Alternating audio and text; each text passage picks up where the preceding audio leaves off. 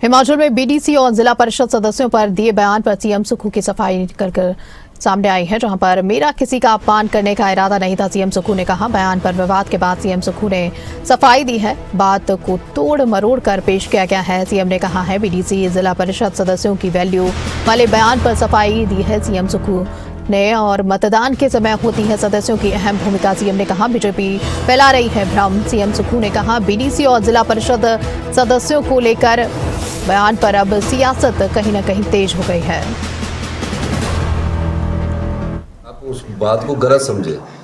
मेरा कहने का मतलब है कि जब तक चेयरमैन और वाइस चेयरमैन नहीं बन जाते हैं तब तक तो बेचारे बीडीसी जितने मेंबर होते हैं उनको घर उठा कर ले जाते हैं, दर्शन करवाते हैं, घुमाते हैं, और जिला परिषदों के मेंबर को उठा के ले जाते हैं, घुमाते हैं।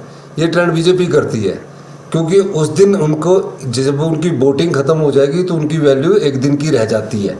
कहने का मतलब वोटिंग के समय तक तो उनकी सेवा होती है और वोटिंग के समय उनकी सेवा नहीं होती। ये मैं स्पष्ट कर देना चाहता हूँ। जहाँ तक काम की बात है तो जिला परिषद के पास बहुत पैसा आता है, बीडीसी के पास भी पैसा आता है। ये तो सिर्फ चुनावों से संबंधित मैंने एक जो तरीका है कि जब उनका वोट खत्म हो जाता है तो वो पार्टी उसको पूछती नहीं है, जिसको वो उठाकर ले जाती है उनकी वैल्यू एक दिन से संबंधित के बाद वो बोलती है कि अब तुम्हारा वोट डल गया। तो ये मैंने कहा था, लेकिन इसमें किसी प्रकार का कोई विवाद नहीं होना चाहिए। ये मैं स्पष्ट कर देना चाहता हूँ कि जिला परिषद और बीडीसी में जो विवाद की बात कही है वो कोई विवाद नहीं है। लेकिन जब चेयरमैन और वाइस चेयरमैन का इलेक्शन जब होना शुरू होता है उस समय क्या करते हैं कि जिसके 10 बीडीसी मेंबर आए 2 उठा कर ले जाएगा। उन 2 बीडीसी मेंबर से जिस दिन वोट पड़ गया चेयरमैन और वाइस चेयरमैन को, फिर उसकी वैल्यू को वो मानता नहीं है। उस एक दिन के लिए तो उसकी बड़ी रिस्पेक्ट होती है कि आपने कहाँ जाना है घूमने, क्योंकि तब तक चेयरमैन और बीडीसी नहीं चेयरमैन और वाइस चेयरमैन नहीं बने होते। तो इस दृष्टिकोण से मैंने ये कहा था उनकी वैल्यू वोटिंग वाले दिन होती है। काम के संबंधित जो उनकी वैल्यू वो तो उनकी अपनी सीमाएं हैं। उनको जो पैसा 16 फाइनेंस कमीशन से मिलेगा उसके अनुसार वो अपनी पंचायतों में काम करवा सकते हैं, और जिला परिषद के पास तो काम करवाने की ताकत है। पर मैं चुनाव से संबंधित बता रहा था। प्रधानों की जो ओथ की प्रक्रिया तो अब मेरे ख्याल शुरू हो जाएगी पंचायत प्रधानों की।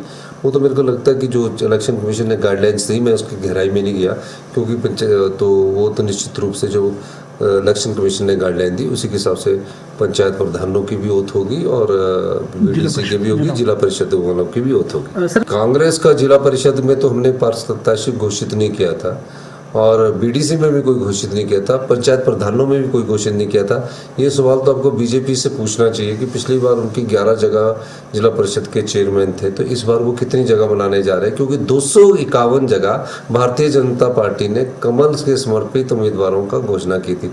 हमने नगर पंचायत और म्यूनिसिपल काउंसिल और कारपोरेशन में घोषित किए थे।